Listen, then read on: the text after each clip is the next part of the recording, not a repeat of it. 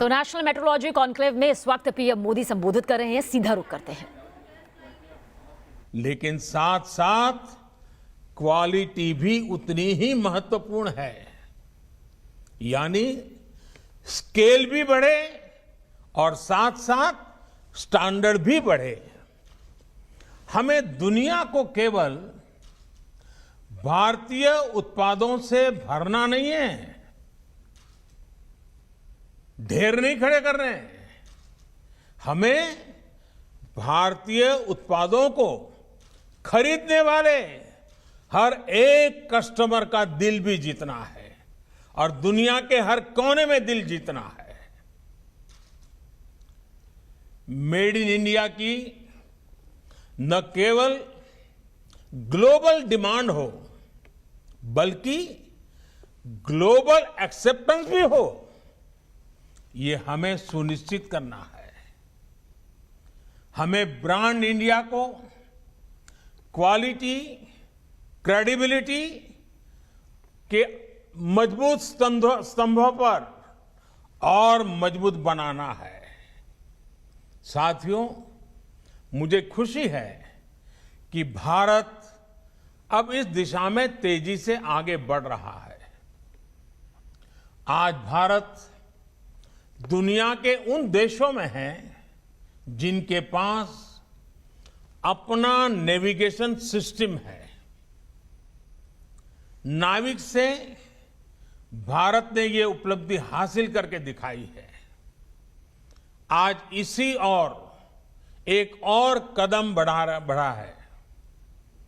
आज जिस भारतीय निर्देशक द्वारा लोकार्पण किया गया है, यह हमारे उद्योग जगत को क्वालिटी प्रोडक्ट्स बनाने के लिए प्रोत्साहित करेगा।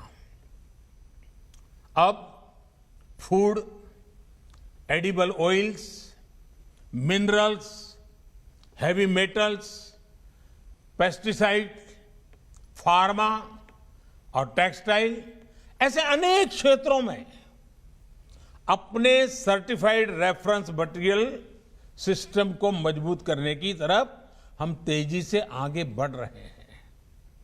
अब हम उस स्थिति की तरफ बढ़ रहे हैं जहां इंडस्ट्री रेगुलेशन सेंट्रिक अप्रोच के बजाय कंज्यूमर ओरिएंटेड अप्रोच की तरफ बढ़ें।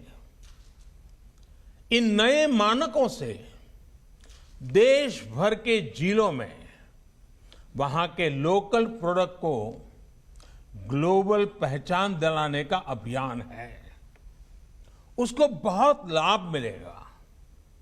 इससे हमारे एमएसएमई सेक्टर को विशेष लाभ होगा, क्योंकि बाहर की जो बड़ी मैन्युफैक्चरिंग कंपनियां भारत आ रही हैं, उनको यहीं पर इंटरनेशनल स्टैंडर्ड्स की लोकल सप्लाई चेन मिलेगी। सबसे बड़ी बात, नए मानकों से एक्सपोर्ट और इंपोर्ट दोनों की क्वालिटी सुनिश्चित होगी। इससे भारत के सामान्य उपभोक्ता को भी अच्छा सामान मिलेगा, एक्सपोर्टर की परेशानी भी कम होगी।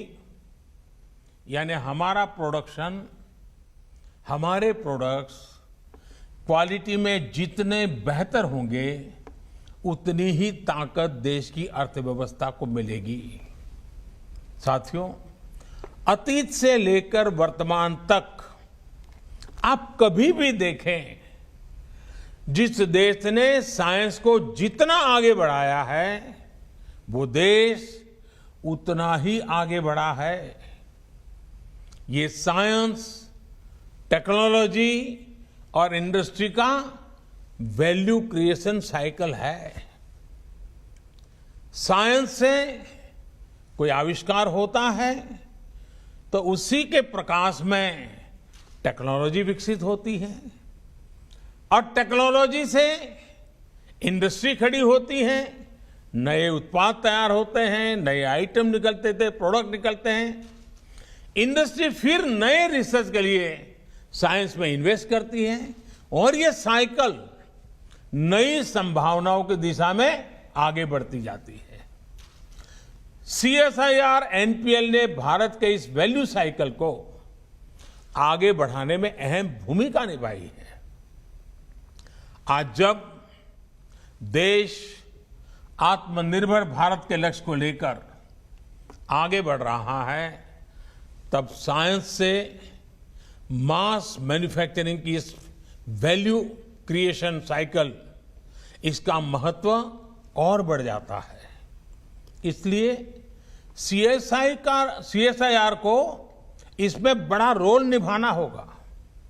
साथियों, सीएसआईआर एनपीएल ने आज जिस नेशनल एटॉमिक टाइम स्केल उसे जो देश को सौंपा है, उससे भारत नैनो सेकंड यानी 1 सेकंड के 1 अरब हिस्से तक समय को मापने में भी आत्मनिर्भर बन गया है।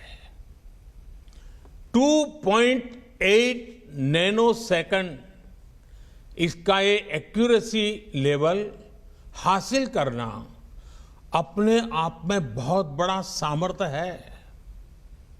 अब इंटरनेशनल स्टैंडर्ड टाइम, उसको हमारा Indian standard time 3 nano second से भी कम की एक्यूरेसी लेवल से मैच कर रहा है। इसमें इसरो सहित हमारे जितने भी संस्थान कटिंग एज टेक्नोलॉजी में काम कर रहे हैं, उनको बहुत मदद मिलने वाली है। इससे banking, railway, defence, health, telecom, weather forecast, disaster management, अनगिनत सेक्टर से जुड़ी आधुनिक टेक्नोलॉजी में ये बहुत मदद मिलेगी। इतना ही नहीं, ये इंडस्ट्री, हम जो इंडस्ट्री 4.0 की बात करते हैं, उस इंडस्ट्री 4.0 के लिए भी भारत की भूमिका को सशक्त करेगा। साथियों, आज का भारत पर्यावरण की दिशा में दुनिया का नेतृत्व करने की तरफ बढ़ रहा है, लेकिन एयर क्वालिटी और एमिशन को मापने की टेक्नोलॉजी से लेकर टूल्स तक हम दूसरों पर निर्भर रहे हैं। आज इसमें भी आत्मनिर्भरता के लिए हमने एक बड़ा कदम उठाया है। इससे भारत में प्रदूषण से निपटने के लिए ज्यादा सस्ते और प्रभावी सिस्टम तो विकसित ही होंगे, साथ में एयर क्वालिटी और एमिशन से जुड़ी टेक्नोलॉजी के ग्लोबल मार्केट में भी भारत की हिस्सेदारी बढ़ जाएगी। हमारे वैज्ञानिकों के ही सतत प्रयासों से भारत आज ये उपलब्धि हासिल कर रहा है। साथियों, किसी भी प्रगतिशील समाज में रिसर्च जीवन का एक सहज स्वभाव भी होता है।